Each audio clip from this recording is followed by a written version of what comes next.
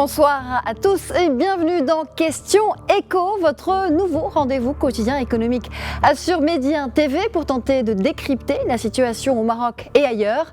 1er mai 2020, c'est aujourd'hui. Un 1er mai qui ne ressemble à aucun autre avec le nouveau coronavirus qui a confiné la moitié de l'humanité. Les traditionnels défilés de la fête du travail ont laissé place à une autre forme de mobilisation, une mobilisation en ligne, forte de nombreux messages revendicatifs sur les réseaux sociaux. Une journée internationale plus que jamais d'actualité, il faut le dire, car l'épidémie met en lumière le rôle essentiel de certains métiers jusqu'à présent peu valorisés dans la santé, par exemple, les commerces, mais aussi l'hygiène. Une journée qui exacerbe aussi les tensions sociales, car en faisant plonger les économies, en mettant à l'arrêt les industries, commerces et services, la pandémie a déjà réduit au chômage des cohortes de travailleurs. Alors, quelle perspective pour ces travailleurs à l'heure du Covid-19 ? Un virus qui bouleverse structure et fonctionnement au sein de l'entreprise, un virus qui bouscule les schémas de pensée au travail, on en parle dans la première partie de Question Éco. Et puis, nous le disions dans nos émissions précédentes, aucun secteur n'échappe à l'impact Corona, d'autres en souffrent peut-être plus que d'autres. Est-ce le cas de l'offshoring, segment névralgique de l'économie nationale ? Nous posons la question à des experts et à des acteurs économiques. Question Éco, ça commence maintenant.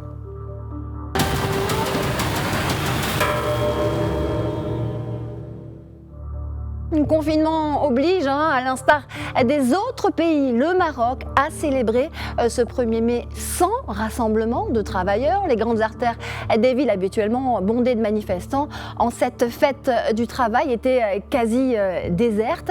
Les centrales syndicales ont tenu malgré tout à faire entendre leurs revendications via une manifestation virtuelle. Alors, quels étaient ces messages ? Je vous propose un tour d'horizon sur la toile et c'est Hichem Rezouani qui nous en parle. Un 1er mai inédit qui fera certainement date. Comme partout ailleurs dans le monde, le Maroc a célébré la fête du travail sans défilé ni aucune autre forme de festivité. Et pour cause, le coronavirus continue de dicter sa loi à travers des mesures de confinement qui empêchent tout rassemblement. Malgré tout, les principales centrales syndicales du Maroc ont tenu à célébrer cette journée des travailleurs à travers une mobilisation virtuelle. Cette année, ce sont les réseaux sociaux qui ont remplacé la rue pour exprimer les protestations et revendications syndicalistes. C'est notamment le cas à l'Union marocaine du travail, l'UMT. Dans un discours transmis en direct sur les réseaux sociaux, son secrétaire général Miloudi Mokhariq a estimé que les effets néfastes de la crise sanitaire engendrée par la pandémie du coronavirus ont réaffirmé l'impératif de revoir les choix socio-économiques, particulièrement la politique d'austérité prévalant dans la gestion des secteurs vitaux. Pour sa part, l'Union générale des travailleurs du Maroc, l'UGTM, a appelé la classe ouvrière et l'ensemble des salariés à faire preuve d'unité, de solidarité et d'entraide afin de surmonter l'épreuve du Covid-19. L'organisation féminine de l'UGTM a notamment invité le gouvernement à prendre toutes les mesures préventives pour assurer le bon retour de la classe ouvrière au lieu de travail dans des conditions sûres, tout en lui fournissant tous les moyens de protection. L'Union nationale du travail au Maroc, UNTM, a appelé, elle, à rationaliser l'action syndicale à travers la promulgation d'une loi sur les syndicats. De même, cette centrale syndicale estime qu'il faut œuvrer à l'institutionnalisation du dialogue social par la mise en place d'un cadre juridique qui conduirait à des véritables négociations collectives dans divers secteurs et niveaux. Enfin, la Confédération démocratique du travail, la CDT, a salué les efforts déployés au bon moment et au bon endroit par l'État marocain, roi, gouvernement et peuple, pour atténuer les effets et les conséquences de la pandémie du Covid-19.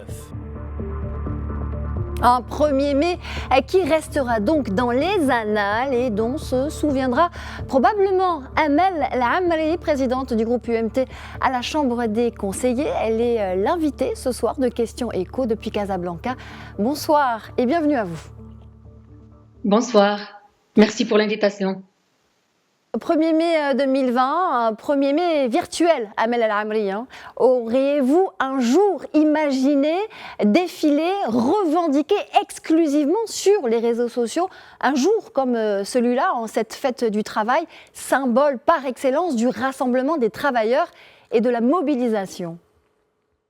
Oui, donc on est de plein pied dans les nouvelles technologies. À l'UMT, on a dû se contenter donc d'une mobilisation virtuelle de nos travailleurs, de nos responsables syndicaux, du fait donc des conditions restrictives imposées par le confinement. Donc, pour ne pas faillir à notre tradition bien ancrée dans l'histoire du syndicalisme marocain et de l'histoire de l'UMT, donc, on a dû nous contenter de cette manifestation virtuelle. Et bon, vous allez me dire si ça a donné des résultats. Je dirais pour une première expérience, nous sommes très satisfaits. On a eu quand même 40 000 personnes qui ont suivi nos festivités, ne serait-ce que sur la page officielle, le profil officiel de la page de Facebook UMT. Nous avons pu relayer également par les partages sur les pages dédiées aux fédérations professionnelles et puis aux unions locales régionales. Nous avons pu également relayer ça par nos syndicalistes dans les différentes sections de base. Nous avons eu sur la page officielle 7000 interactions, ce qui n'est pas mal. Donc, beaucoup de followers. À mon avis, pour une première expérience, on peut être content. Mobilisation virtuelle très suivie, donc malgré tout. Amel El-Amri, en moins de 2 mois, le nouveau coronavirus a bouleversé tous les codes du travail au Maroc et ailleurs. Pouvez-vous nous dire à quel point les travailleurs, eux, ont été touchés ?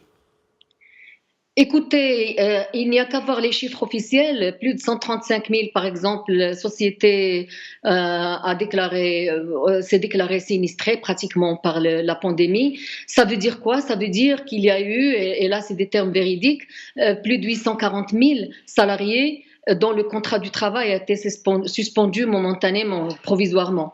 Donc, et qui ont accès théoriquement et dans les faits même à l'indemnité forfaitaire, donc octroyée par la CNSS et financée par le Fonds de solidarité du coronavirus. Donc, ça dit à quel point les impacts sociaux sur l'emploi ont été importants. Beaucoup de travailleurs sont restés chez eux, ont été mis en congé. Donc, c'est des sacrifices. Quand on dit en congé, ça veut dire qu'ils sacrifient aussi leur congé. Leur congé qui est un droit comme vous le savez bien. D'autres, les fonctionnaires, ont sacrifié également des journées de salaire. Les gens sont restés chez eux, ils ont eu du mal à concilier les responsabilités familiales, notamment les femmes, dont les enfants sont restés à la maison et donc les femmes ont eu la contrainte supplémentaire de surveiller la scolarisation de leurs enfants. Il y a eu des problèmes des transports liés aux conditions de confinement et à l'état d'urgence sanitaire, des problèmes de restauration, bref, des problèmes de tout genre. Donc, les travailleurs ont été vraiment impactés dans leurs conditions du travail, dans leurs droits. Notre préoccupation maintenant, c'est que justement cette situation qu'on espère restera exceptionnelle n'aboutisse pas à des licenciements. Les entreprises ont pu accéder donc à des indemnités, à différentes sortes de soutiens. C'est justement pour éviter qu'à la sortie de la crise, on mette les gens dans dans des situations de licenciement collectif. Donc voilà, dans ce contexte, la grande préoccupation maintenant, c'est comment conserver, protéger les emplois. Comment protéger les emplois et éviter les licenciements. Éviter les licenciements, sachant que les entreprises ont profité des subventions de l'État. Alors dans ce contexte précisément, Amel El-Amri, comment est-ce que vous envisagez l'ère post-Covid-19 en termes de perspective du marché du travail? Quelles sont les urgences? Que faut-il repenser s'il y a quelque chose à repenser? Écoutez, déjà, on est dans un moment d'incertitude. On ne sait pas, on ne connaît pas l'impact réel de la crise. Nous savons que dans les 3 mois à venir, il y aura au moins un tiers de la population active à l'arrêt provisoire. Donc, on parle d'une augmentation exponentielle du chômage. Moi, je dirais plutôt qu'il y aura du sous-emploi et il faut se préparer. Les plans de sortie de crise doivent prendre en considération cet aspect fondamental qui est le travail. L'État a déboursé des milliards pour que justement les gens ne soient pas mis à la rue et pour qu'ils conservent leurs emplois. Ce qu'il faudrait faire, pour nous, c'est des comités de veille. Nous regrettons que nous ne soyons pas en tant qu'UMT, donc que mouvement syndical en général, mais que l'UMT ne soit pas dans le comité de pilotage. J'espère qu'on nous demandera notre avis au moment de la et que le plan de négociation de la sortie de crise sera négocié avec les partenaires sociaux. Et de toute façon, dans les entreprises où nous sommes représentés, mais ce sont souvent les entreprises structurées, il y a consultation des partenaires sociaux. Les comités d'hygiène et de sécurité ont eu du pain sur la planche, donc ils ont négocié les conditions de travail, etc. Maintenant, pour la sortie de crise, je pense qu'il faudrait qu'il y ait un dialogue social avec les partenaires sociaux, secteur par secteur s'il le faut. Il faut que le déconfinement soit progressif, dans les meilleures conditions de vigilance. Il ne faut pas lever le pied, il faut rester vigilant et donc toujours avec les moyens de protection. Éviter qu'il n'arrive ce qui est arrivé maintenant quand on s'est écarté des dispositions et des mesures sanitaires que le gouvernement avait donc recommandées. On a eu des foyers de pandémie dans des lieux industriels et commerciaux. Il va falloir vraiment éviter ça, tout en reprenant infiniment. Progressivement l'activité, mais là, il faut des négociations collectives, il faut de la concertation. Progressivement l'activité. Merci infiniment, Amel El Amri. Merci à vous. Je rappelle que vous êtes présidente du groupe. Oui, je vous en prie. De cette situation pour capitaliser sur ce qui a été fait, pour aller construire un système de sécurité sociale universel, pour que personne ne soit laissé dans la rue, notamment les gens de l'informel.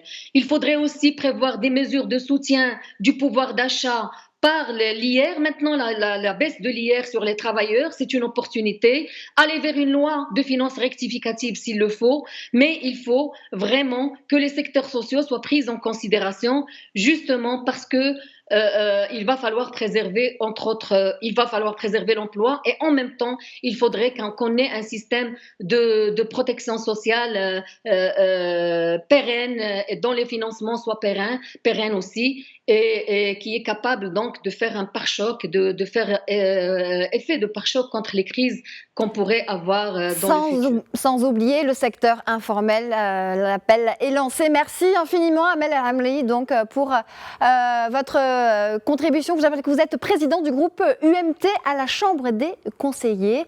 Merci à vous, c'est la fin de la première partie de Questions Éco.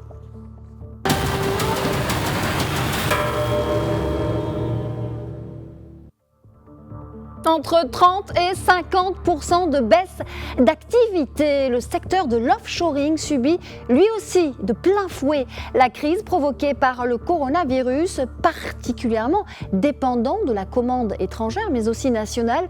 Ce secteur voit une bonne partie de ses acteurs menacés par la faillite, même si l'après-Covid-19 s'annonce plutôt prometteur. Et c'est Hichem Rezouani qui nous parle dans ce sujet. On regarde à nouveau. Le secteur de l'offshoring n'échappe pas à la furie du Covid-19. L'arrêt temporaire de commande par les donneurs d'ordre a entraîné une baisse de 30 à 50% des activités du secteur au Maroc. Pour les professionnels de l'offshoring, les craintes sont exaspérées par le prolongement des mesures de confinement et la baisse générale des activités économiques. De nombreuses sociétés sont menacées de faillite si la reprise ne s'opère pas dans les plus brefs délais. Cette menace pèse également sur les emplois dans ce secteur qui comptabilise plus de 100 000 personnes. À ce jour, la préservation des emplois demeure une priorité grâce notamment au dispositif de soutien aux entreprises mis en place dans le cadre des actions du Fonds de la gestion de la pandémie du Covid-19. Les acteurs des centres d'appel qui sont encore sollicités par les donneurs d'ordre optent notamment pour le télétravail afin de s'adapter aux contraintes du confinement et limiter ainsi les risques d'infection au coronavirus dans leur espace de travail. Dans certaines sociétés, jusqu'à 95% des téléopérateurs travaillent de chez eux. Des systèmes de rotation permettent de garder le strict minimum de collaborateurs dans les sociétés et assurer une certaine continuité de l'activité.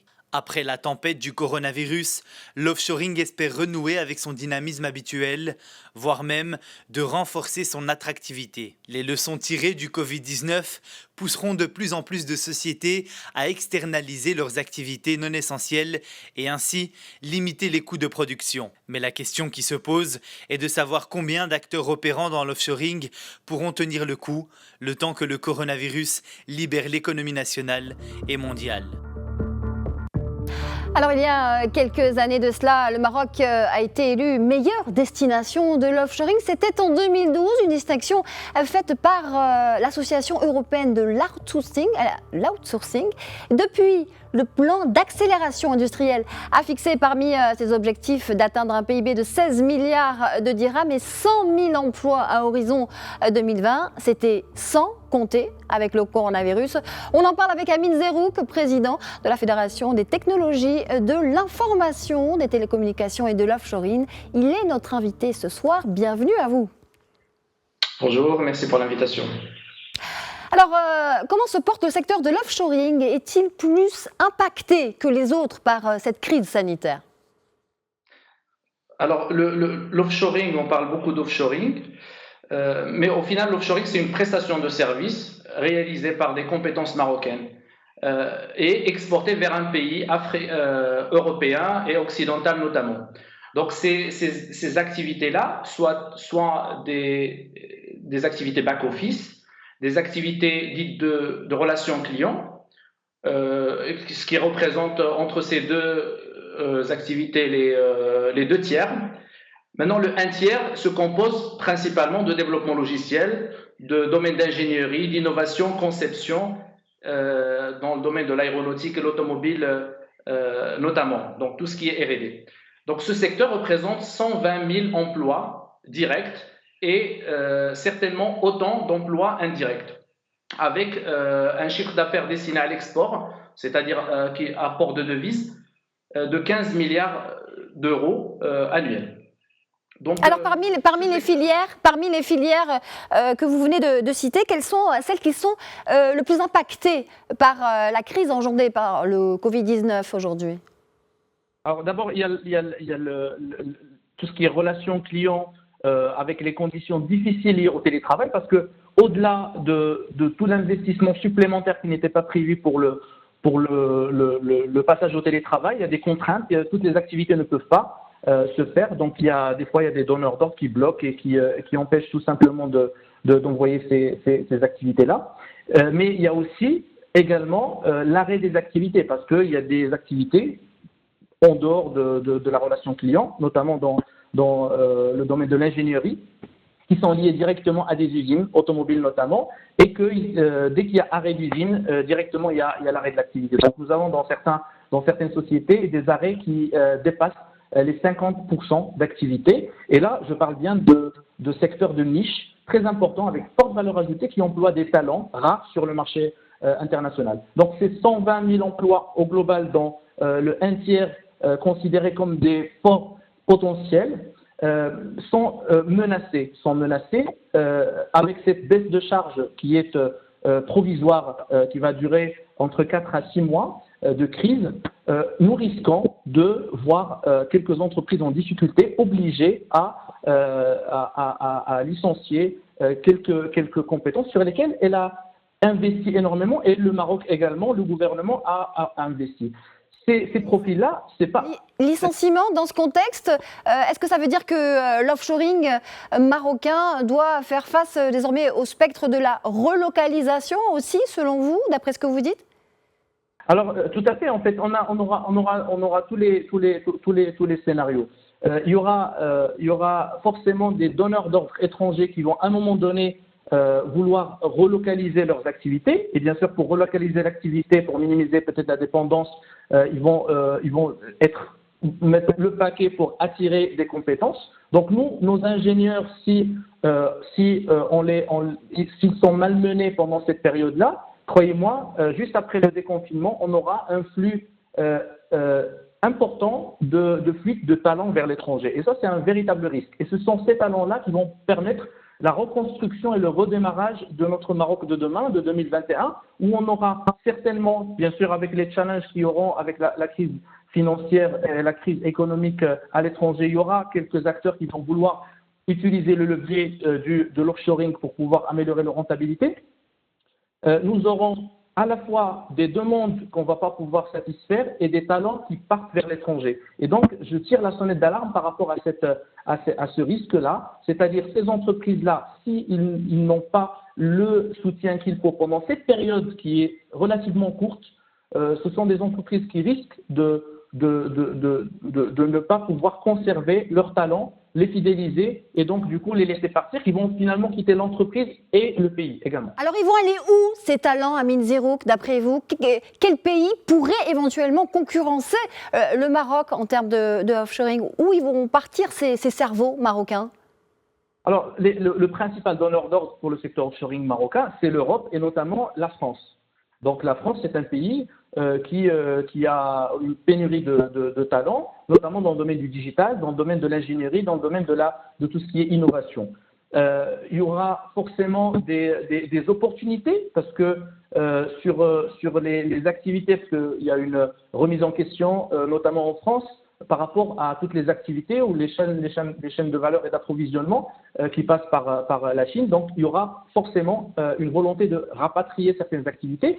Et pour pouvoir les faire, écoutez, ils n'ont pas le choix. Ils auront besoin de compétences. Alors, ces compétences-là, ils vont les trouver forcément dans les pays du Maghreb, notamment le Maroc, avec le vivier qui est de qualité, mais qui est très limité en termes de quantité. Et puis, il y aura peut-être en 2021 certainement des volontés de chercher un bon compromis parce que, OK, on veut rapatrier l'activité, mais on est rattrapé par la crise économique, donc on va peut-être chercher un compromis. Et je pense que le Maroc est un très bon compromis. Et selon nos prévisions de l'APB, nous estimons que 2021 sera une année très favorable pour l'offshoring. Maintenant, si on arrive à ces opportunités-là et que nos entreprises sont endommagées et nos talents sont ailleurs, ça va être compliqué. Ça va être compliqué. Vous venez de faire un état des lieux, mais j'aimerais qu'on l'aborde maintenant, à présent, un aspect clé quand même de cette crise, sans lequel tout aurait pu être vécu différemment. Ce sont les TIC, les nouvelles techniques d'information et de communication. Comment le numérique a-t-il atténué, il faut le dire quand même, malgré tout, les effets du confinement? Écoutez, je pense que ce n'est pas un secret.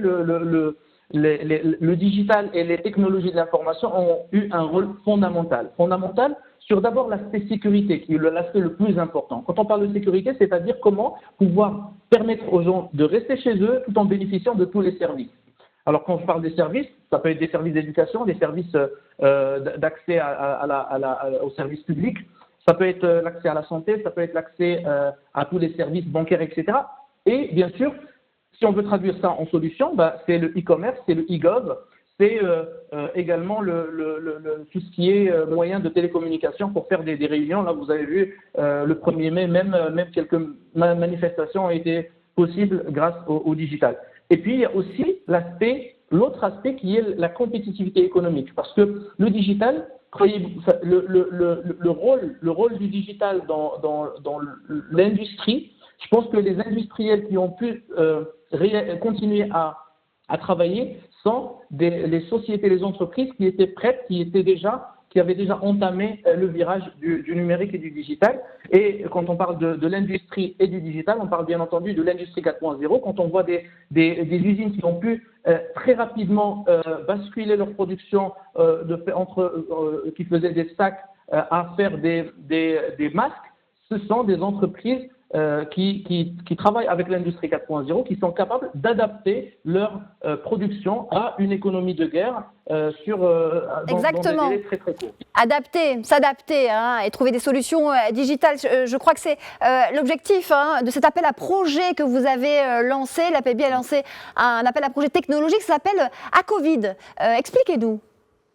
Alors, un Covid, c'est tout simplement un appel à manifestation d'intérêt pour toutes les forces vives de la nation, c'est-à-dire tous les acteurs, du digital ou pas, des startups, des étudiants, toutes les forces vives qui ont des idées innovantes dans le domaine du digital. Donc, on a lancé en partenariat avec l'Agence du développement du digital et l'association OSIM, des utilisateurs des systèmes d'information. Et puis, beaucoup de multinationales, beaucoup d'entreprises se sont rejoints à nous. Et nous avons fait sous forme de 4 catégories. Donc, le digital au service de la solidarité, le digital au service de la santé, le digital au service de la sécurité et le digital au service de la sécurité et l'économie, pardon. Donc la solidarité, on sait que le Maroc, il n'a toujours survécu grâce à la générosité des Marocains, grâce à la solidarité. Et cette solidarité, malheureusement, elle est difficile avec le confinement. Donc le digital, c'est une véritable solution qui a pu offrir des services vraiment d'envoi d'argent via le mobile banking, en finançant des paniers, etc. Une solution stratégique donc. Une solution stratégique pour s'adapter et évoluer vers l'ère post-Covid-19. Hamid Zerouk, merci beaucoup pour votre participation. Je rappelle que vous êtes président de l'APB, la Fédération des technologies de l'information et des télécommunications, ainsi que de l'offshoring. Merci à vous. Merci à vous. Bonne soirée. Ce seront les mots de la fin. Merci à nos invités et merci à vous. Question Écho, c'est terminé pour aujourd'hui. Je vous souhaite une excellente soirée à tous.